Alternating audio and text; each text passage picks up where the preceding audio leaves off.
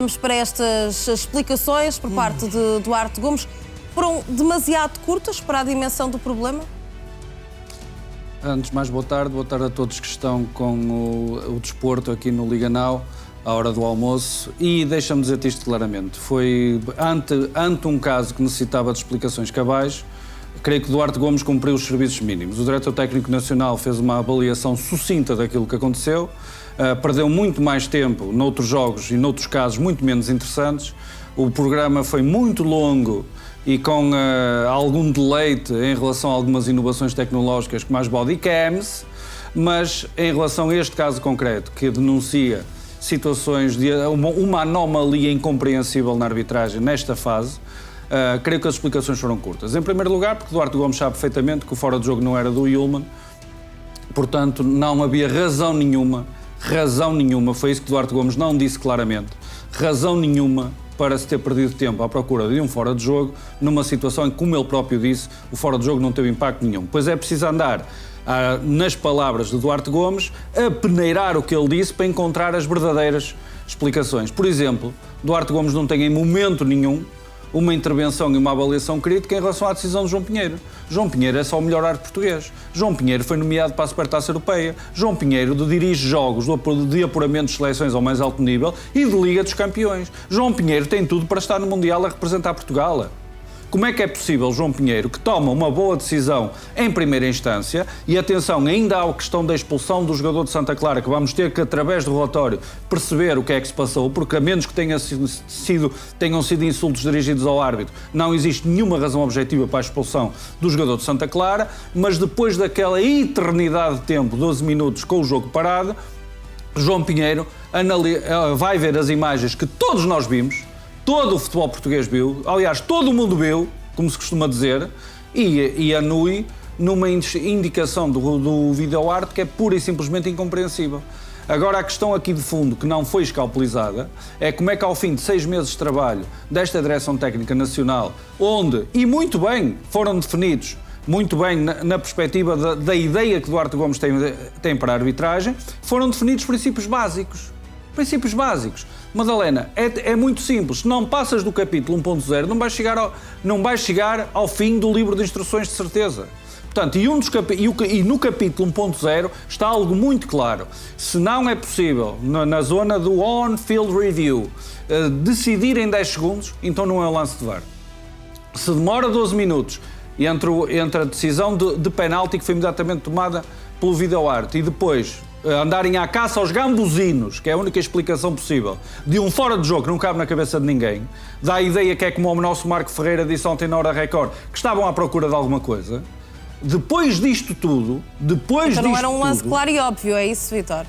Nunca, mas eu tenho conhecimento que, além de Duarte Gomes introduziu diversas inovações esta temporada, e além dos habituais encontros dos árbitros, são cíclicos, todas as semanas existem sessões online. Os principais árbitros portugueses, eu não vou dizer massacrados, mas são metralhados com conteúdo teórico, são metralhados com conteúdo técnico. Ninguém pode acusar Duarte Gomes, e eu jamais admitiria isso, sou o primeiro a fazer a defesa de Duarte Gomes nesse aspecto, que Duarte Gomes não zela pelos interesses da arbitragem na perspectiva da disponibilização de toda a informação e de todo o conteúdo que a nível técnico e teórico está disponível. Depois é mais difícil tomar decisões, porque se o Diretor Técnico Nacional acha que é tudo zona cinzenta e linha fronteiriça, aí já é diferente. Mas conteúdo os árbitros recebem. Agora explica, Madalena, como é que ao fim de 6 meses, de uma nova forma de encarar a arbitragem portuguesa, de princípios básicos que são introduzidos em relação à atuação de vídeo-arte, um deles, se em 10 segundos não for possível escrutinar o lance, é para andar. E depois, chegamos a meio de dezembro, quase no fim do ano civil 2025, e vemos o melhor árbitro português ter necessidade de olhar 15 vezes para o lance, porque ele, quando foi à zona de visionamento, viu o lance 15 vezes, e chega ao fim. E para surpresa geral de quem não acredita no Pai Natal, disse que era penalti. Infelizmente, é nestes momentos, Madalena, e vamos ter tempo ao longo do dia para escalpelizar isso, temos um Liga Now alargado muito importante, é nestes momentos que aquilo que há de pior no futebol português se manifesta. Porque o condicionamento, a pressão, Mas, Vítor, o pântano e o lodo é aqui que se manifestam, porque João Pinheiro, nitidamente, com todo o respeito, do ponto de vista desportivo, não estou a ofender o homem, não teve coragem de eliminar o Sporting.